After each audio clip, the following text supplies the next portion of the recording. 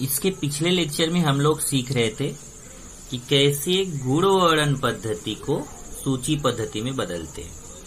एक दो स्टूडेंट ने पूछा था कि सर यहाँ पे ABC कैसे आ गया, तो मैंने उनको समझाया था, एक बार फिर से समझा देता हूँ। देखिए, गुणवर्णन पद्धति में जो समुच्चय लिखा जाएगा वही समुच्चय यहाँ सूची पद्धति में लिखा जाएगा। अब गुणवर्णन पद्धति में A है तो सूची पद्धति में भी A रहेगा, गुणवर्णन पद्धति में B है तो सूची पद्धति में भी B रहेगा, गुणवर्णन पद्धति में C है तो सूची पद्धति में भी C रहेगा। तो वही चीज यहाँ पे भी है। देखिए, ये उल्टा है, इसमें गुणवर्णन पद्धति था, सूची पद्धति में लिखा गया। ये पिछले लेक्चर में हमारा हो चुका है। अब हम लोग सूची पद्धति में अगर दिया है तो उसको कैसे गुणवर्णन पद्धति में लिखेंगे, ये हमें करना है। तो ध्यान से देखिए, पहला क्वेश्चन है A इक्वल टू 2, 4, 6, 8, 10, 12, 14। अब ये देखिए, ये सब सम संख्याएं हैं। कैसी संख्या है? सम संख्या क्या होती है? जो संख्या 2 से विभाजित होती है उसे सम संख्या बोलते हैं। तो ये सब संख्याएं क्या है? सम संख्याएं हैं, सब 2 से कटती हैं। तो हमें गुणवर्णन पद्धति में कैसे लिखना है? कुछ ज्यादातर देखिए, सूची पद्धति में लिखना आसान होता है। जैसे यहाँ पे गुणवर्णन पद्धति में दिया था, हमने सूची पद्धति में बताया था, जैसे डिवीजन शब्द के अक्षरों का समुच्चय, तो आपने ये सारे अक्षर यहाँ कॉमा लगा के लिख दिए। केवल जो 2 बार अक्षर था उसको एक ही बार लिखा, मतलब एक अक्षर को केवल एक बार लिखना है। यहाँ y² इक्वल टू 9 था तो हमने y के मान निकाल लिए, y के 2 मान मिले, -3 और +3, उसको कॉमा लगा के लिख दिया।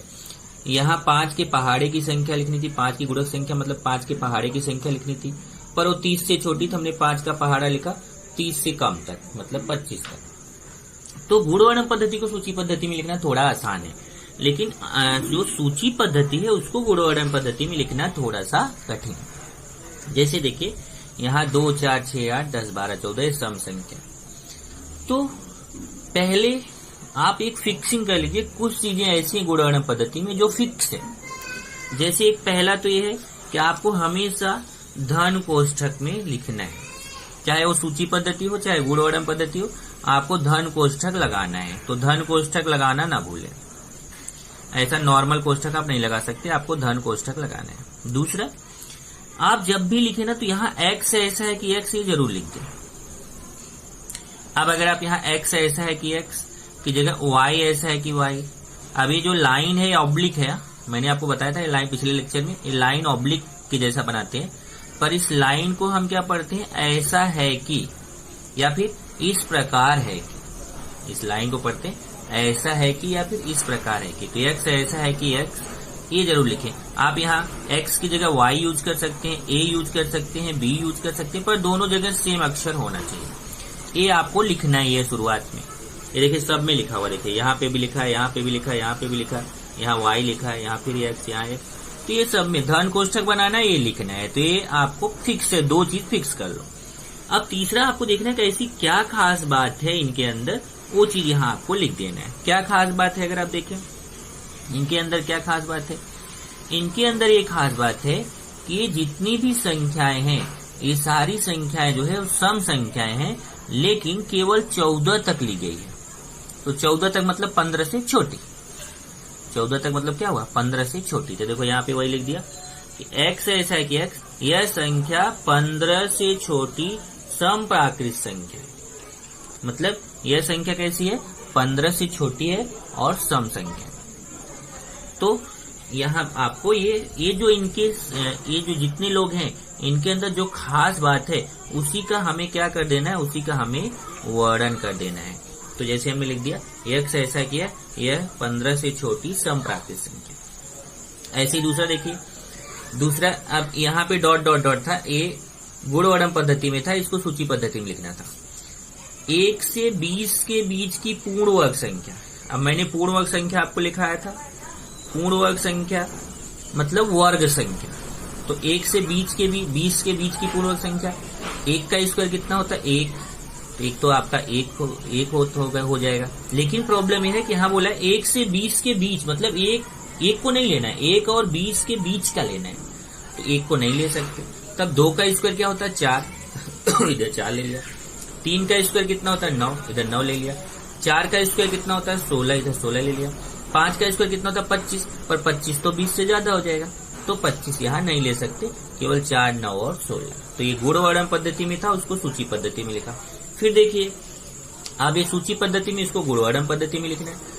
AEIOU ये सूची पद्धति में, ये सब क्या है? ये सब स्वर अक्षर है। कौन से अक्षर हैं? स्वर अक्षर। तो सबके अंदर एक खास बात है कि सारे कैसे अक्षर हैं? स्वर अक्षर। तो देखो इसको कैसे लिखेंगे, पहले धन कोष्ठक बनाएंगे, फिर x ऐसा है कि x लिखेंगे, फिर लिखेंगे यह अंग्रेजी का स्वर अक्षर है। ये सब क्या है? अंग्रेजी के स्वर अक्षर है। इसमें देखिए यहाँ लिखा इंद्रधनुष के रंग, y ऐसा है कि y है, इंद्रधनुष का रंग है। इसको हमें सूची पद्धति में लिखना है। इंद्रधनुष में कितने रंग होते हैं? 7। तो सातों रंग आपको कॉमा लगा के लिखना है। 1 2 3 4 5 6 7। देखिए सातों रंग मैंने कॉमा लगाकर लिख दिया। यहाँ पे कैसा है? ये देखिए गुणवर्णन पद्धति में लिखा है। इसने बोला पूर्णांक संख्या है लेकिन ऋण 3 और 3 के बीच में। अब आपको ऋण 3 और 3 के बीच की पूर्णांक संख्या देखना है। ऋण 3 और 3 के बीच की पूर्णांक संख्या क्या होती है? तो अगर आप ध्यान से देखें तो मैंने आपको पूर्णांक संख्या बताया था, उस पूर्णांक संख्या को याद करिए। उस पूर्णांक संख्या से मैं आपको निकालना बताया। जैसे देखिए ये पूर्णांक संख्या थी ऋण 4 डॉट डॉट डॉट ऋण 4, ऋण 3, ऋण 2, ऋण 1, 0, 1, 2, 3, 4 ऐसे। अब उसने क्या बोला है? उसने बोला है -3 और 3 के बीच। इधर देखिए -3 और 3 के बीच ये पूर्णांक संख्या हो गई। एक -3 के बाद और 3 के पहले, तो -2, -1, 0, 1, 2 ये आंसर हो जाएगा। तो यहां देखिए आंसर हो गया -2, -1, 0, 1, 2। तो गुणवर्णन पद्धति में लिखा था, उसको हमने सूची पद्धति में लिख दिया। तो समझ में आ रहा है कि सूची पद्धति में देखो कैसे लिखते हैं, कॉमा लगा के लिखते हैं। और गुणवर्णन पद्धति में कैसे लिखते हैं? एक तो धन कोष्ठक लगाएंगे, दूसरा x ऐसा है कि x लिखेंगे, या फिर y ऐसा है कि y लिखेंगे। और फिर उसके अंदर जो खास बात रहेगी उसके गुण का वर्णन कर देंगे। तो उसके उन सबके अंदर ऐसा कौन सा गुणधर्म है जो सबके अंदर है, उसी का वर्णन आपको करना है। जैसे देखिए यहाँ पे सबके अंदर क्या गुणधर्म है? यहाँ सबके अंदर एक गुणधर्म है कि सब स्वर संख्या, इसलिए लिख दिया अंग्रेजी का स्वर अक्षर है। इनके अंदर क्या खास बात है? ये सब इंद्रधनुष के रंग है, तो इंद्रधनुष का रंग है, बराबर कि नहीं। अब लास्ट देखिए यहाँ पे x ऐसा है कि x यह धन पूर्णांक का घन है। अब देखिए मतलब जो संख्याएं हैं उनका घन संख्या भी मैंने आपको वहां पे लिखाया है। 1 का क्यूब, 2 का क्यूब, 3 का क्यूब। तो 1 का क्यूब कितना होता है? 1 होता है। 2 का क्यूब 8, 3 का क्यूब 27, 4 का क्यूब 64, 5 का क्यूब 125 डॉट डॉट डॉट। तो ये आपकी धन पूर्णांक। अब मैंने यहाँ डॉट, अब आपको जरूरी नहीं कि आप 125 के बाद ही लगाए, आप यही 64 पे छोड़ के इसके आगे डॉट डॉट डॉट लगा सकते हैं। तो क्यूब मतलब समझा, मैंने आपको लिखाया 1 का घन, 2 का घन। 1 का घन मतलब 1 का 3 बार गुणा, 1 गुणे 1 गुणे 1 का क्यूब 1 होता है। 2 का क्यूब 2 गुणे 2 गुणे 2 3 बार, 2 दूना 4 दूना 8 होता है। 3 का क्यूब 3 3 9 3 27 होता है। 4 का क्यूब 64 होता है। 5 का क्यूब 125 होता है। अब डॉट डॉट डॉट क्यों लगाया? क्योंकि यहाँ कुछ बताया नहीं था। इसने बोला जितने भी धन पूर्णांक संख्या है सबका घन निकालना है। तो सबका घन निकालना है तो अनंत तक जाना पड़ेगा। तो अनंत तक जब जाना है तो डॉट डॉट डॉट। इस तरीके से आपका ये सूची पद्धति हो गया, ये गुणवर्णन पद्धति हो गया। इसकी प्रैक्टिस आपको करना है।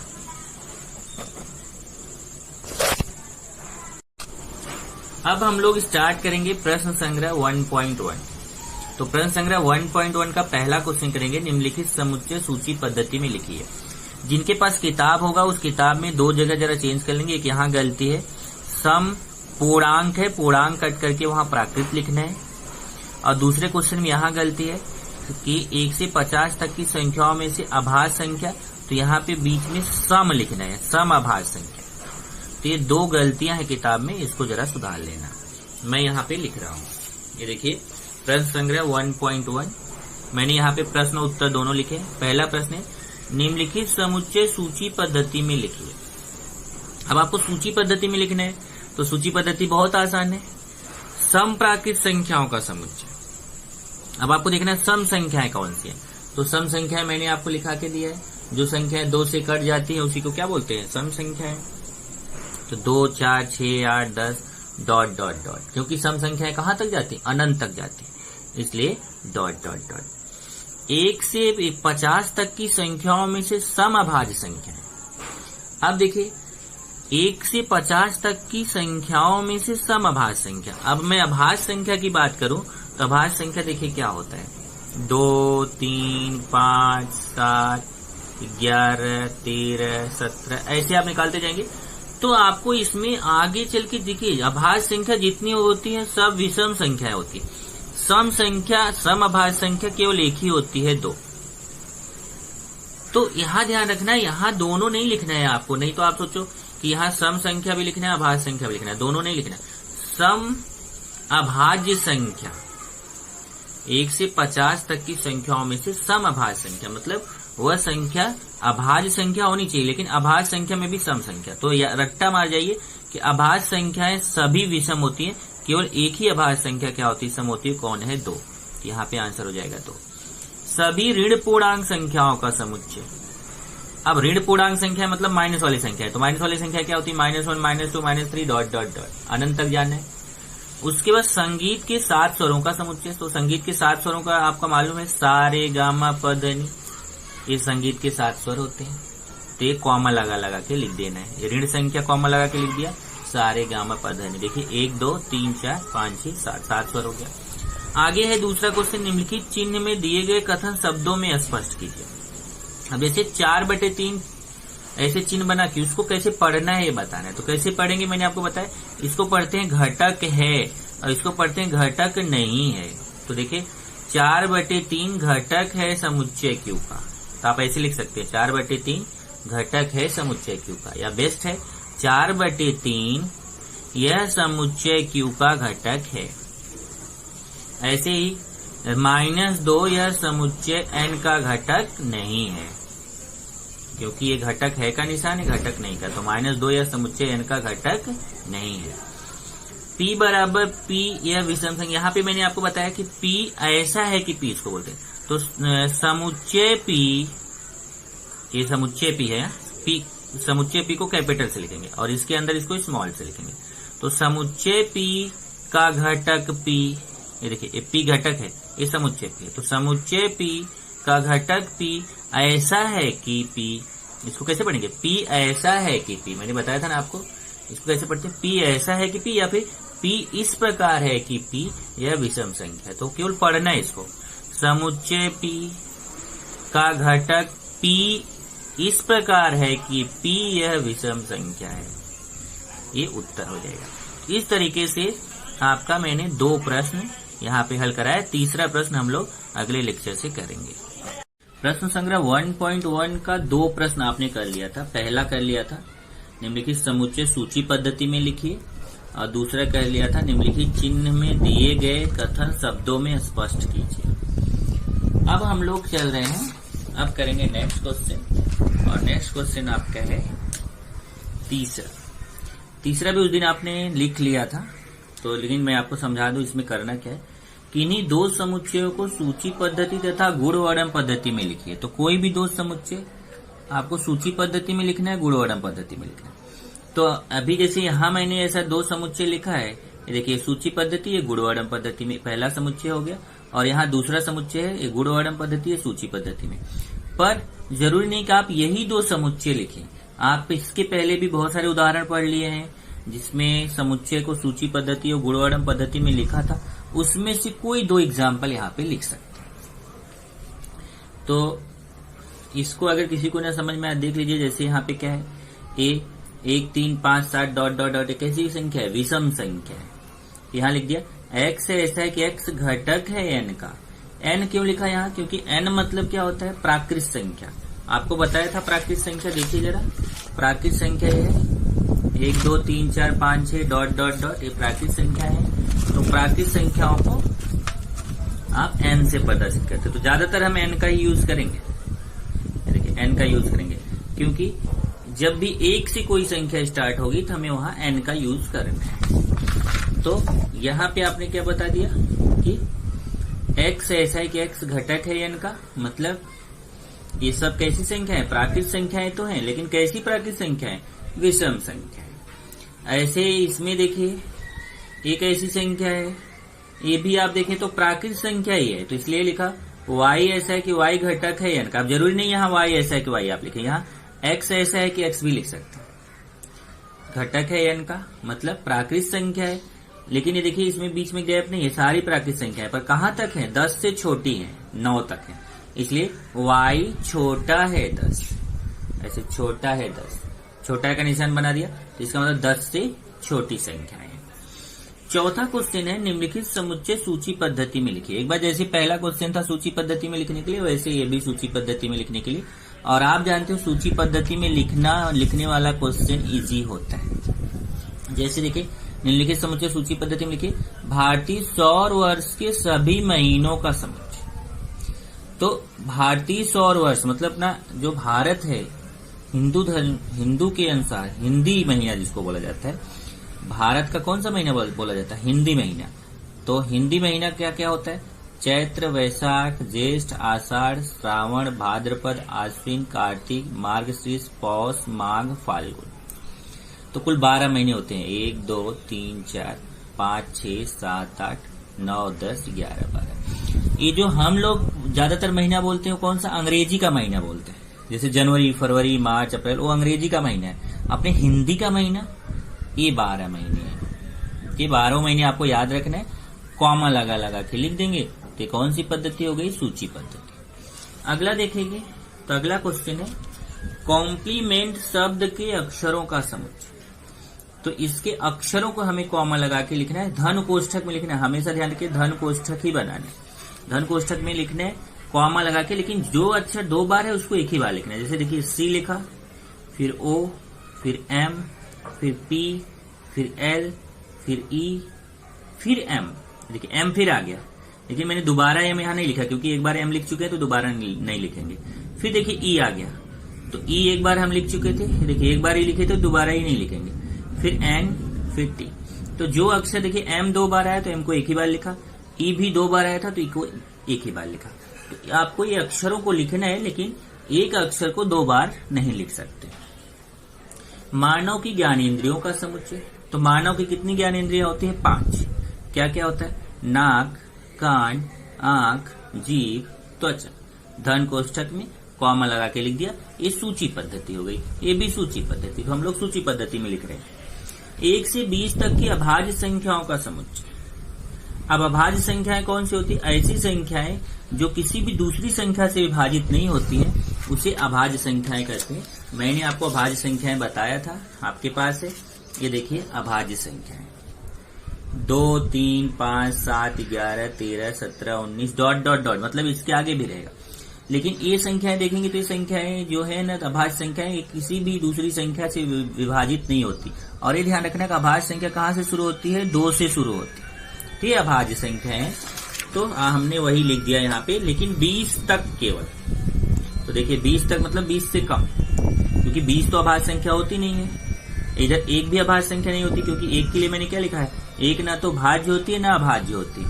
1 से 20 तक के भाज्य संख्याएं 2 3 5 7 11 13 17 19। 5वां है पृथ्वी पर स्थित महाद्वीपों का समुच्चय। अब देखना है पृथ्वी पे कौन कौन से महाद्वीप होते हैं। तो पृथ्वी पर कुल कितने महाद्वीप होते हैं, 7। एशिया महाद्वीप, अफ्रीका, यूरोप, ऑस्ट्रेलिया, अंटार्कटिका, दक्षिण अमेरिका, उत्तरी अमेरिका। तो Asia, Africa, Europe, Australia, Antarctica, दक्षिण अमेरिका, उत्तरी अमेरिका, इतने 7 महाद्वीप होते हैं। यही 7 महाद्वीपों को धन कोष्ठक के अंदर कॉमा लगा के लिख दिया। तो 7 महाद्वीपों को आपने सूची पद्धति में लिख दिया। तो धन कोष्ठक लगाना है और कॉमा लगाना है। ओके, ये तो आपने क्वेश्चन नंबर 4 किया, जिसको आपने सूची पद्धति में लिखा। अब जरा अगला क्वेश्चन जो है वो थोड़ा आपको ध्यान देना पड़ेगा, ये थोड़ा आपको कठिन जाता है, और वो है निम्नलिखित समुच्चयों को गुणवर्णन पद्धति में लिखिए। अब गुणवर्णन पद्धति में लिखना थोड़ा कठिन होता है। देखिए ये समुच्चय है, ये सूची पद्धति में लिखा है, इसको हमें गुणवर्णन पद्धति में लिखना है। तो ध्यान से देखिए, तो जैसे 1 4 9 16 25 36 49 64 81 100। तो आंसर डायरेक्टली लिखना है, पर मैं एक स्टेप यहाँ आपको बढ़ा के समझा रहा हूँ, ध्यान से देखना। ये जो 1 है ना, 1 को 1 का स्क्वायर लिख सकते हैं, 4 को 2 का स्क्वायर लिख सकते हैं, 9 को 3 का स्क्वायर लिख सकते हैं, 16 को 4 का स्क्वायर लिख सकते हैं, 25 को 5 का स्क्वायर लिख सकते हैं, 36 को 6 का स्क्वायर, 49 को 7 का स्क्वायर, 64 को 8 का स्क्वायर, 81 को 9 का स्क्वायर और 100 को 10 का स्क्वायर। तो ऐसे आप लिख सकते हो 1 4 9 16 100 तक। 1 को 1 का स्क्वायर, 4 को 2 का स्क्वायर, 9 को 3 का स्क्वायर, 16 4 का स्क्वायर, 25 5 का स्क्वायर, 36 6 का स्क्वायर, 49 7 का स्क्वायर, 64 8 का स्क्वायर, 81 9 का स्क्वायर, 100 10 का स्क्वायर। अब इसको हम कैसे गुणवर्णन पद्धति में लिखेंगे, इसको ध्यान से देखिए। ये थोड़ा आपको कठिन पड़ता है, इसलिए ध्यान से समझिए। पहले तो धन कोष्ठक लगाना है, ये देखिए धन कोष्ठक लगा दी, और फिर उसमें एक्स ऐसा है कि एक्स लिखना है। ये रटाया रखिए कि धन कोष्ठक लगा के एक्स ऐसा है कि एक्स, ये आपको लिख देना है। फिर ये देखिए इसमें क्या हो रहा है, इसमें स्क्वायर हो रहा है। तो आपको ध्यान रखना है कि जो संख्या इसमें बदल रही है ना, जो संख्या बदल रही है उसकी जगह एन यूज करो। जैसे यहां देखिए 1 2 3 4 5 6 7 8 9 10, ये ब्रैकेट वाली संख्या बदल रही है, इसलिए हमने यहाँ पे देखिए एन लिखा। ब्रैकेट में क्या लिखा, यहाँ आप चाहे तो ये ब्रैकेट ऐसे लगा सकते, ऐसे ब्रैकेट लगा दिया, ब्रैकेट में एन। तो जो अंदर वाली संख्या, ब्रैकेट के अंदर वाली संख्या, उसको हमने क्या मान लिया, एन। और सब पे देखिए ऊपर जो स्क्वायर लगा वो सब पे समान है, देखिए सब पे स्क्वायर स्क्वायर स्क्वायर स्क्वायर, तो यहाँ पे स्क्वायर लगा देंगे।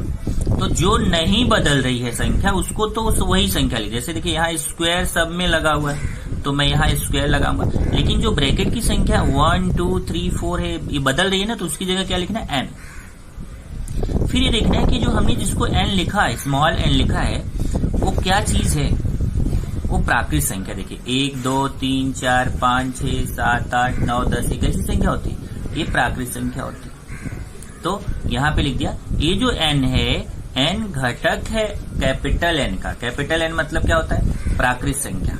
आपको बताया था, देखिए प्राकृत संख्या क्या होती है, कैपिटल एन। एन घटक है एन का। अब देखना है कि जो एन का मान है 1 2 3 4 5 6 7 8 9 10, ये प्राकृत संख्या तो है, लेकिन क्या सभी प्राकृत संख्या है, नहीं, ये केवल 10 तक की प्राकृत संख्या है। तो एन छोटा है बराबर है 10, मतलब ये जो एन का मान है वो 10 तक ही लेना है, छोटा है बराबर है 10।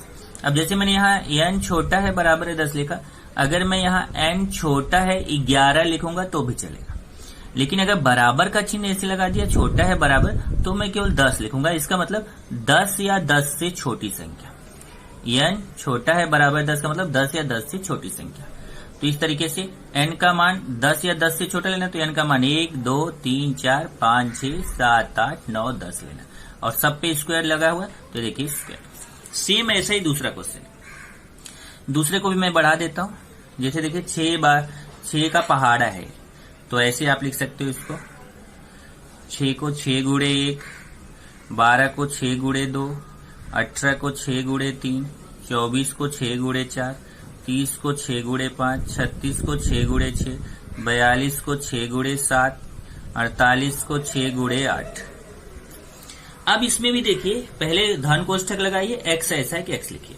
फिर देखिए कि कौन सी संख्या नहीं बदल रही है। देखिए 6 गुणे 6 गुणे 6 गुणे, सब में 6 गुणे 6 गुणे है, तो 6 गुणे नहीं बदलेगा। देखिए 6 यहाँ बीच में गुणा छिपा हुआ, और एक संख्या देखिए दूसरी वाली संख्या बदल रही है, 1 2 3 4 5 6 7 8, तो उसकी जगह पे एन लिख देंगे। जो बदल रही है उसकी जगह पे क्या लिखेंगे, एन। तो ये स्टार्टिंग वाली पहली वाली संख्या सब में 6 6 6 6 है, तो उसको 6 ही लिखेंगे, लेकिन फिर गुणे, यहाँ गुणा छिपा हुआ, ये बाद वाली जो दूसरी संख्या वो बदल रही है, 1 2 3 4 5 6 7 8, जो बदल रही है उसकी जगह एन लिखेंगे। फिर 1 2 3 4 5 6 7 8 क्या है, प्राकृत संख्या है, इसलिए एन घटक है एन का, और कहां तक है, 8 तक है, तो मैं यहाँ एन छोटा है 9 लिखा हूं। मैं चाहूं तो यहाँ पे एन छोटा है बराबर है 8 भी लिख सकता हूं, ऐसे एन छोटा है बराबर है 8 लिख दीजिए। तो इससे क्या होगा, हमें कहां तक संख्या लेनी है, 8 तक लेनी है केवल। ओके। तीसरा है स्माइल, SMILE। तो ये देखो, ये आसान है। पहले धन कोष्ठक लगाइए, एक्स ऐसा है कि एक्स लिखिए। ये स्माइल शब्द का अक्षर है, स्माइल शब्द का अक्षर है ना, स्माइल शब्द का अक्षर। यहाँ लिख दिया एक्स ऐसा कि एक्स, यह स्माइल शब्द का अक्षर। अगला देखेंगे रविवार, सोमवार, मंगलवार, बुधवार, गुरुवार, शुक्रवार, शनिवार, यह क्या है? तो पहले धन कोष्ठक लगाया, एक्स ऐसा कि एक्स लिखा। ये है क्या चीज? ये सप्ताह का दिन है, तो सप्ताह के दिन है बराबर। AET, पहले धन कोष्ठक लगाया, एक्स ऐसा कि एक्स लिखा। यह ईट शब्द के अक्षर है। अब जैसे मैंने लिखा देखो, ईट शब्द, ईट शब्द का अक्षर है, कोई लिख सकता। टी शब्द का अक्षर है, मतलब यहाँ जो शब्द लिखे ना उसका कुछ मीनिंग होना चाहिए। जैसे ईट मतलब खाना होता है, यहाँ आप ईट की जगह अगर टी लिख दे तो भी सही है, क्योंकि टी शब्द के भी अक्षर है, वो भी राइट है। इस तरीके से आप ये सूची पद्धति में दिया था, देखिए सूची पद्धति में दिया था, उसको गुणोअडम पद्धति में लिखा। सूची पद्धति में दिया था कॉमा लगा के, उसको गुणोअडम पद्धति में लिखा। ये सूची पद्धति में दिया था, उसको गुणोअडम पद्धति में लिखा। ये भी सूची पद्धति में लिखा था, उसको गुणोअडम पद्धति में लिखा। इसमें ध्यान रखना, ये जो दो क्वेश्चन है इसको जरा ध्यान से समझना कि यहाँ पे इसको पहले देख लो ये क्या है, फिर जो संख्या बदल रही है उसकी जगह n लिखो, और जो नहीं बदल रही है उसकी जगह वही संख्या लिखो। फिर वो घटक किसका है? n का। n मतलब प्राकृत संख्या का। और कहाँ तक है? 10 तक। देखिए 10 तक। इसमें भी जो संख्या 6 बदल रही, नहीं बदल रही, उसको 6 लिख दिया। लेकिन जो 1 2 3 4 जिसकी जगह बदल रहा है उसकी जगह n लिखा। n किसका घटक है? प्राकृत संख्या n का है। और कहाँ तक है? 8 तक है। ये देखिए यहाँ 8। तो ये आपका ध्यान रखना। यहाँ से प्रश्न संग्रह 1.1 खत्म हो जाता है और आगे हम बढ़ते हैं। आगे है समुच्चय के प्रकार। तो समुच्चय के प्रकार पढ़ेंगे हम। तो समुच्चय के यहाँ पे आपकी क्लास में अभी कुल 4 प्रकार बताए गए हैं। आप समझिए चारों प्रकार बहुत आसानी से तुरंत अभी आपको याद हो जाएगा, लेकिन ध्यान से वीडियो को देखिए। समुच्चय के 4 प्रकार हैं। पहला है एकल समुच्चय। तो नाम से ही लग रहा है एक, एकल मतलब एक। जिस समुच्चय में केवल एक घटक होता है उसे एकल समुच्चय कहते हैं। अगर समुच्चय में केवल एक ही सदस्य दिख रहा है, एक ही घटक दिख रहा है, तो उसे क्या बोलेंगे? एकल समुच्चय। एक से ज्यादा हुआ तो वह एकल नहीं बोला जाएगा। एकल समुच्चय के लिए केवल एक घटक होना चाहिए। समुच्चय में केवल एक घटक है तो उसे क्या बोलेंगे? एकल समुच्चय। तो जिस समुच्चय में केवल एक घटक होता है उसे क्या कहते हैं? एकल समुच्चय। समझ गया आपको एकल समुच्चय? केवल कितना घटक होना चाहिए? एक। तो एकल समुच्चय समझ गया। आगे चले रिक्त समुच्चय। दूसरा रिक्त समुच्चय, जिस समुच्चय में एक भी घटक नहीं होता। रिक्त मतलब समझ रहे हैं ना? रिक्त मतलब होता है खाली। लोग बोलते हैं ना रिक्त है, रिक्त है मतलब खाली है। तो जिस समुच्चय में एक भी घटक नहीं होता है उसे रिक्त समुच्चय कहते हैं। तो रिक्त समुच्चय नाम से ही लग रहा है, रिक्त मतलब खाली समुच्चय। जिसमें एक भी घटक न रहे, वो खाली रहे, उसे रिक्त समुच्चय कहते हैं। ये देखिए ऐसे प्रदर्शित करेंगे। कोष्ठक तो बनाएंगे धन कोष्ठक, लेकिन वो कैसा रहेगा? खाली। तो ये कैसा हो गया? रिक्त समुच्चय। या इसी एक चीज और है, देखिए ऐसे 0 बना के काट दीजिए, पर इसको 0 बना के काट दीजिए को पढ़ते क्या है? फाई। तो रिक्त समुच्चय को फाई से प्रदर्शित करते हैं। तो इसे या तो आप ऐसे 0 बना के काट दीजिए, फाई से प्रदर्शित करिए, या ऐसे कोष्ठक बना दीजिए, उसको खाली छोड़ दीजिए। ये दोनों में से कोई भी चलेगा। तो रिक्त समुच्चय को ऐसा भी प्रदर्शित करते हैं, फाई के जैसा भी प्रदर्शित करते हैं, और ऐसे खाली कोष्ठक से भी प्रदर्शित करते हैं। तो समझ गया रिक्त समुच्चय, जिसमें एक भी घटक ना हो, ऐसे खाली हो, इसे फाई से भी प्रदर्शित करते हैं। जैसे यहाँ पे उदाहरण दिया है कि x ऐसा है कि x यह 2 और 3 के बीच की प्राकृत संख्या। अब कोई बोले 2 और 3 के बीच की संख्या बताओ। 2 और 3 के बीच कौन सी संख्या आती है? वो भी प्राकृत संख्या। 2 और 3 के बीच की तो असंख्य संख्याएं होती है, लेकिन केवल प्राकृत संख्या की बात करें तो 2 और 3 के बीच कोई भी प्राकृत संख्या नहीं आती है, तो ये खाली हो गया। या आप ऐसे बना सकते हो। तो चाहे आप ऐसे बना दो चाहे ऐसे, दोनों में से कोई एक ही बनाना है, दोनों बनाने की जरूरत नहीं है। तो ये हमारा रिक्त समुच्चय हो गया, क्योंकि 2 और 3 के बीच एक भी संख्या नहीं, एक भी प्राकृत संख्या नहीं आती है। अब अगर बाय द वे आप भूल से दोनों ऐसे बनाए मेरी तरह, तब तो ठीक है। कुछ स्टूडेंट क्या करते हैं कि दोनों उत्तर लिख देते हैं ऐसे, धन कोष्ठक बना दिए, उसके अंदर फाई लिख दिए, तो उनको लगता है हमने रिक्त समुच्चय बनाया। ये रिक्त समुच्चय नहीं, एकल समुच्चय हो गया, क्योंकि इसमें धन कोष्ठक के अंदर एक घटक है, एक सदस्य है, इसलिए यह रिक्त समुच्चय नहीं है बल्कि यह एकल समुच्चय। तो ऐसा कभी मत बनाना, जब भी रिक्त समुच्चय को बनाना हो चाहे आप ऐसा बनाओ चाहे ऐसा बनाओ। अगला है सीमित समुच्चय।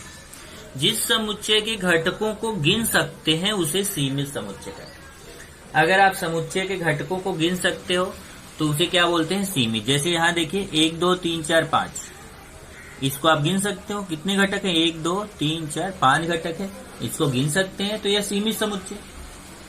कोई बोलता है आपकी कक्षा 9वीं के विद्यार्थियों का समुच्चय, तो आप कक्षा 9वीं के अपनी कक्षा के विद्यार्थियों को गिन सकते हो तो वह सीमित समुच्चय हो गया। तो जिसको आप गिन सकते हो वह सीमित समुच्चय है। अनंत समुच्चय, जिस समुच्चय के घटकों को गिन नहीं सकते वह अनंत समुच्चय है। जैसे देखिए यहाँ पे 1 2 3 4 5 डॉट डॉट डॉट लगा दिया, डॉट डॉट डॉट का मतलब अनंत तक गया, तो यह कैसा समुच्चय हो गया? अनंत समुच्चय, क्योंकि इसको हम गिन नहीं सकते हैं। तो जिस समुच्चय के घटकों को गिन सकते हैं वह सीमित समुच्चय है, और जिस समुच्चय के घटकों को नहीं गिन सकते हैं वह अनंत समुच्चय है। तो ये 4 प्रकार हो गए। जैसे यहाँ पे एक दिखा है कि प्राकृत संख्या अनंत होती है, पूर्ण संख्या अनंत होती है, n मतलब प्राकृत संख्या अनंत होती है, w मतलब पूर्ण संख्या अनंत होती है, i मतलब पूर्णांक संख्या ये भी अनंत होती है, q मतलब परिमेय संख्या यह भी अनंत होती है, q डैश मतलब अपरिमेय संख्या यह भी अनंत होती है, और r मतलब वास्तविक संख्या यह भी अनंत होती है। तो ये जितनी भी संख्याएं हैं n w i q q dash r ये सब अनंत समुच्चय होते हैं। तो चारों समुच्चय क्लियर हो गया। एकल समुच्चय मतलब एक घटक हो, रिक्त समुच्चय मतलब एक भी घटक न हो, सीमित समुच्चय मतलब जिसके घटक गिन सकते हैं, अनंत समुच्चय मतलब जिसके घटक नहीं गिन सकते। अब ये 4 प्रकार हो गए। आगे हेडिंग है सम समुच्चय। तो जिन 2 समुच्चयों के घटक, जैसे नाम से लग रहा है सम मतलब समान, तो जिन 2 समुच्चयों के घटक समान हो चाहे उनका क्रम कुछ भी हो उन्हें सम समुच्चय कहते हैं। तो सम समुच्चय किसे बोलेंगे? कि मतलब घटक जो रहेंगे वो समान रहेंगे। अगर एक समुच्चय A है दूसरा समुच्चय B है, दोनों में समान घटक है तो फिर वह सम समुच्चय कहा जाएगा, उसका क्रम चाहे कुछ भी हो। जैसे यहाँ देखिए A बराबर 1 2 3, B बराबर 2 3 1, तो यहाँ समुच्चय A में भी वही घटक हैं 1 2 3, और समुच्चय B में भी वही घटक हैं 1 2 3। जो घटक A में है वही B में है, केवल उनका क्रम बदल गया है। तो A और B दोनों सम समुच्चय है, दोनों समान है। तो अगर जो घटक A में है वही घटक B में है तो A और B समान समुच्चय है और उनके बीच बराबर लगाएंगे। लेकिन अगर मान लीजिए कि जैसे यहाँ देखिए P में 1 2 3, Q में 1 2 3 4, तो इसमें देखिए P में जितने जो घटक हैं क्या वही घटक Q में है? नहीं ना, Q में एक ज्यादा घटक दिख रहा है 4 इसमें नहीं दिख रहा है। तो अगर P में और Q में दोनों में समान घटक नहीं है, जो घटक P में है वही Q में है लेकिन Q में एक ज्यादा भी दिख रहा है, तो ये P और Q दोनों समान समुच्चय नहीं है, सम समुच्चय नहीं है। और जब सम समुच्चय नहीं है तो दोनों के बीच बराबर लगा के काट देंगे। तो अगर सम समुच्चय है तो फिर बराबर लगाना है। A और B दोनों सम समुच्चय है तो A बराबर B, और P और Q दोनों सम समुच्चय नहीं है क्योंकि समान घटक नहीं है दोनों में, तो दोनों के बीच बराबर लगा के काट देंगे, मतलब दोनों बराबर नहीं है। इस तरीके से आपका समुच्चय फिर से देख लीजिए। एकल समुच्चय जिसमें केवल एक घटक हो, रिक्त समुच्चय जिसमें एक भी घटक न हो, इसे फाई से प्रदर्शित करते हैं या ऐसे खाली कोष्ठक से प्रदर्शित करते हैं। सीमित समुच्चय मतलब जिसके समुच्चय को हम गिन सकते हैं। अनंत समुच्चय मतलब जिसके समुच्चय को हम गिन नहीं सकते हैं। और सम समुच्चय मतलब 2 समुच्चय हैं जिनके घटक समान हो, उन्हें हम सम समुच्चय कहते हैं।